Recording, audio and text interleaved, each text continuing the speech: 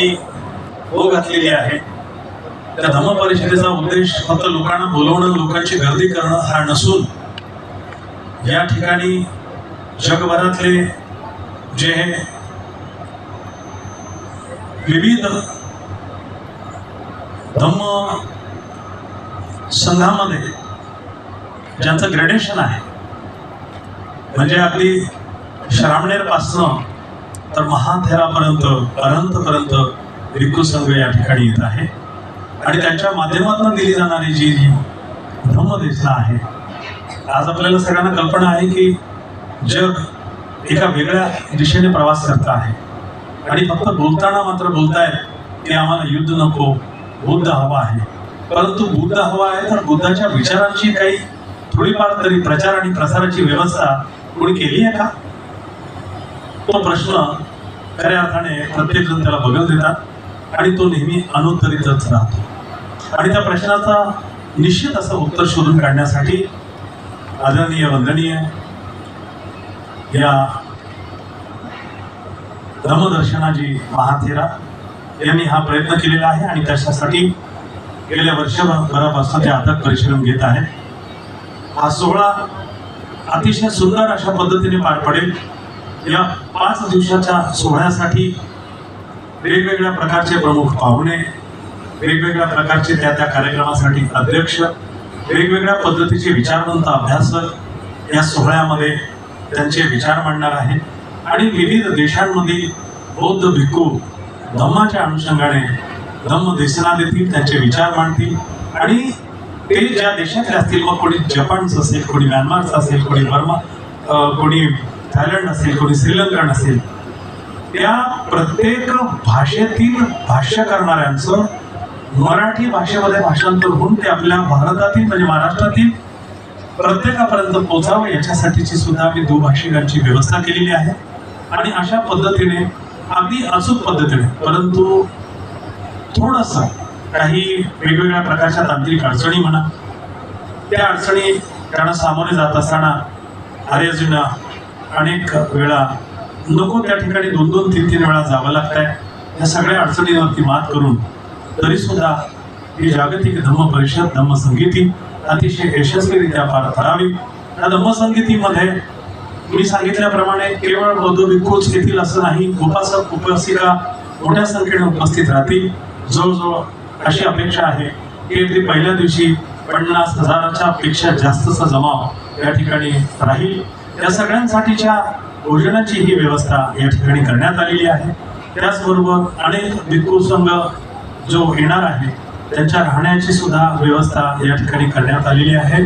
आणि या ठिकाणी मोठ्या प्रमाणामध्ये काही ग्रंथप्रेमी ग्रंथ खरेदी करतील, त्यांच्यासाठी ग्रंथांची जी काही बुक स्टॉल्स आहेत त्यांची सुद्धा व्यवस्था या ठिकाणी करण्यात आलेली आहे. आणि सर्व प्रकारे ही जी जागतिक धम्म संगीती आहे ही यशस्वी व्हावी यासाठी आम्ही आवाहन करतो की अगदी वेळेवरती उद्या जे मोठ्या प्रमाणामध्ये लोक येतील त्यांच्या बसण्याची, त्यांना पुन्हा जिथे पार्किंग आहे तिथून या पेंडॉलपर्यंत आणण्याची आम्ही वेळोवेळी पूर्ण जबाबदारी घेण्याचा प्रयत्न करतो आहोत. परंतु हे सगळं करत असताना सुद्धा जोपर्यंत तुमच्यासारख्या जाणकारांचं सहकार्य मिळणार नाही तोपर्यंत हे कार्य यशस्वी होईल असं आम्ही ठामपणे म्हणू शकत नाही. यशस्वीता पार पाडण्यासाठी निश्चितपणे तुमची नितांत गरज आहे, तुमच्या सहकार्याची अपेक्षा आहे. आणि त्या अपेक्षेपोटी आजची जी छोटेखानी पत्रकारी परिषद आयोजित करण्यात आलेली आहे, मी आपल्याला अशा पद्धतीने सांगतो की हे धम्माचं काम आहे, कुठल्या व्यक्तिगत स्वार्थासाठी नव्हे किंवा व्यक्तिगत प्रसिद्धीसाठी तर मुळीच नव्हे. या ठिकाणी या धम्म परिषदेचं धम्मसंगीतीचं आयोजन जे केलेलं आहे निस्वार्थपणे केलेलं आहे. अगदी 1 रुपयापासून तळागाळातल्या व्यक्तींनी 1 रुपया, 2 रुपया, 10 रुपये, 20 रुपये अशा पद्धतीने धम्मदान जे दिलेलं आहे ते केवळ लोकदानातून ही धम्म परिषद या ठिकाणी उभारलेली आहे. आणि या अशा धम्म परिषदेमध्ये जोपर्यंत लोक सहभाग होत नाही तोपर्यंत कुठलंही कार्य यशस्वी होत नाही. परंतु आपल्या भारतातलं अनेक वर्षांपूर्वी लोप पावलेला धम्म ज्या पद्धतीने परमपूज्य बोधिसत्व महामानव डॉक्टर बाबासाहेब आंबेडकरांनी हा धम्म पुन्हा भारतामध्ये आणला, त्या धम्माला पुन्हा एकदा ते चक्र गतिमान व्हावं, जे अशोकाने केलं होतं आणि अशोकाच्या नंतर परमपूज्य बाबासाहेबांनी केलं होतं हे कार्य आज आदरणीय वंदनीय धम्मदर्शन महाथेरा यांच्या माध्यमातून हो घातलेला आहे। या कार्यासाठी आपल्या सहकार्याची अपेक्षा आहे, प्रसिद्धीची अपेक्षा आहे। नमो बुद्धाय, जय देव। सामाजिक न्याय मंत्री महाराष्ट्र राज्य तथा पालकमंत्री छत्रपती संभाजीनगर यांच्या सन्मानाच्या अध्यक्षतेखाली या परिषदेची सुरुवात होणार आहे।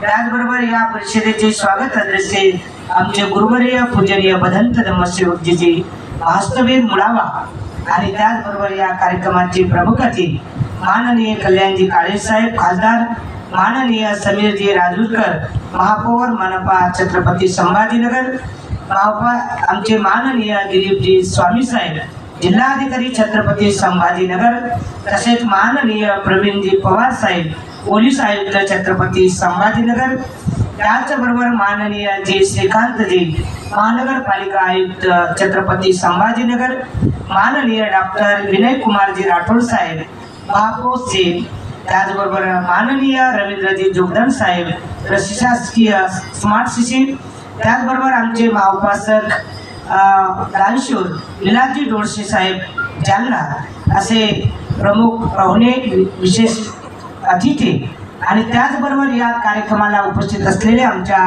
कोर कमिटीचे अध्यक्ष डॉक्टर अरविंदजी गायकवाड साहेब, उपाध्यक्ष आमचे अनिल कुमारजी बस्ते साहेब आणि संपूर्ण कोर कमिटीचे पदाधिकारी सदस्य आणि संपूर्ण आमच्या पदाधिकारी आणि कोर कमिटीचे सदस्य या सर्व या कार्यक्रमाला उपस्थित राहतील।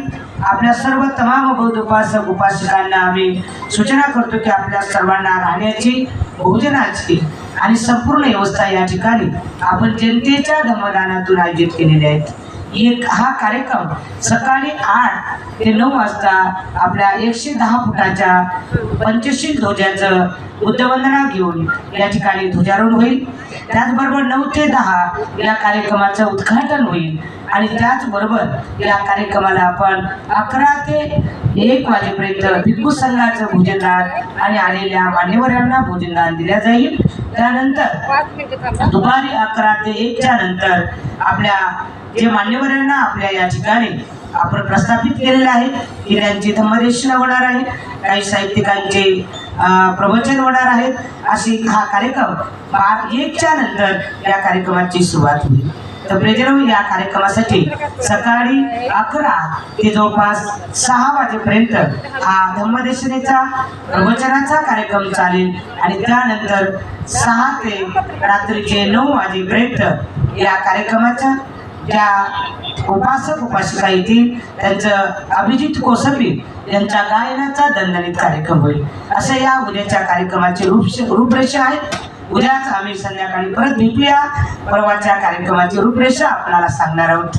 आपण सर्वांना धन्यवाद। जास्तीत जास्त संख्येने उपासक उपासिकांनी चलो भीम टेकडी, चलो भीम टेकडी, चलो भीम टेकडी आणि सर्वांनी मात्र या परिषदेसाठी धम्मदान द्यायचे आहे, कारण या परिषदेचा बजेट आपण इथे आल्यानंतर न भूतो न भविष्यती ही संगीते आपण आपल्या लोकदानातून, आपल्या धम्मदानातून आपण ही जगाला एक प्रेरणा देत आहोत। 30 देशातील बौद्ध भिक्खू आणि भिक्खुनी या ठिकाणी या मंचकावरती एकत्र तुम्हाला बघायला मिळतील। यही डोळी यही पारणे फुटल्या जातील आणि म्हणून तमाम बौद्ध उपासक उपासिकांनी अरहंताच्या वंदन करण्यासाठी, सकृतागामी अनागामी श्रोतापंड या भिक्खूंचं वंदन करण्यासाठी, त्यांचं संगदान करण्यासाठी, त्यांचा आशीर्वाद घेण्यासाठी, त्यांच्या मंगल कामना घेण्यासाठी आणि यांची धम्मदेशना ऐकण्यासाठी तमाम बौद्ध उपासक उपासिकांनी या ठिकाणी यायचे आहे।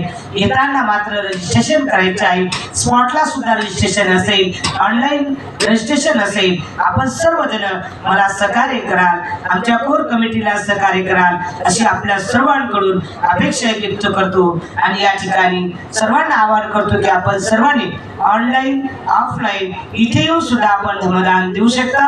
आपला धम्मदान स्वीकारला जाईल आणि आपण या कार्यक्रमाचा आस्वाद घ्यावा। धन्यवाद।